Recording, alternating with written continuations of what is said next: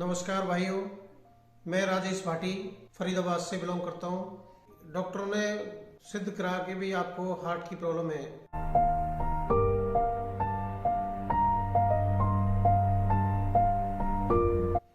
तो एक डॉक्टर से हमने कंसल्ट किया, उससे बिलीव इतना नहीं करा। दूसरे के पास गए, तीसरे के पास गए, तो डॉक्टरों ने ईसीजी वगैरह की, टेस्ट किए, तो उसमें एक ब्लॉकेज बताया डॉक्टर ने, और आपको इमिजिएटली इसका स्टैंड डलवाना पड़ेगा।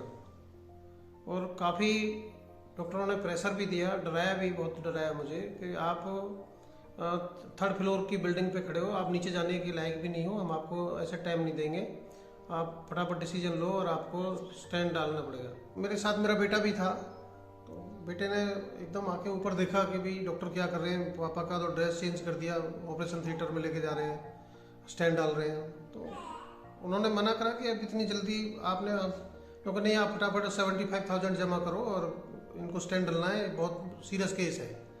तो बेटे ने मना कर दिया, क्योंकि आप फिर लिख के दो, हम इस पेशेंट पे रिस्क नहीं ले सकते। तो बेटे ने लिख के दे दिया।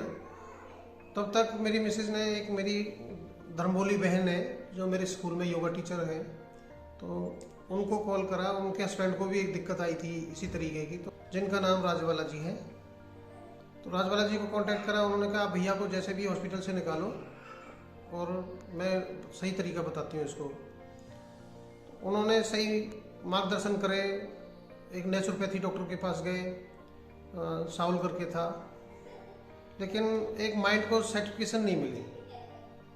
फिर उन्होंने हमें, एक आशीष आर्य नाम का डॉक्टर है फरीदाबाद में, वैसे तो वो ऋषिकेश में बैठते हैं, लेकिन उन्होंने स्पेशल मेरे लिए बुलवाया। और डॉक्टर ने मेरी नब्ज भी देखी, आशीष आर्य जी ने, और उन्होंने देख के मेरा सारा मुझे डाइट प्लान दिया। और देखिए, मैं आपको ये भी बताना चाहता हूँ कि मुझे बहुत वर्षों पुरानी बहुत बड़ी प्रॉब्लम थी पेट की। मैंने बहुत सारे इलाज कराए, बहुत जगह ट्रीटमेंट कराया, लेकिन कोई परमानेंट इलाज नहीं था। लेकिन मैं हैरान हूँ इस बात का कि डॉक्टर आशीष आर्य ने मुझे कोई मेडिसिन नहीं खिलाई। मुझे सारा जो खान पान का मेरा एक दिनचर्या का रूटीन था वो डाइट प्लान दिया। तो मैं डरा हुआ था, क्योंकि मुझे डॉक्टर ने पहले डरा रखा था कि आप शुगर की बॉर्डर लाइन पे खड़े हो, आप चीकू खाओगे तो ये हो जाएगा, पपीता खाओगे तो ये हो जाएगा, बनाना खाओगे तो ये हो जाएगा, एप्पल नहीं खा सकते।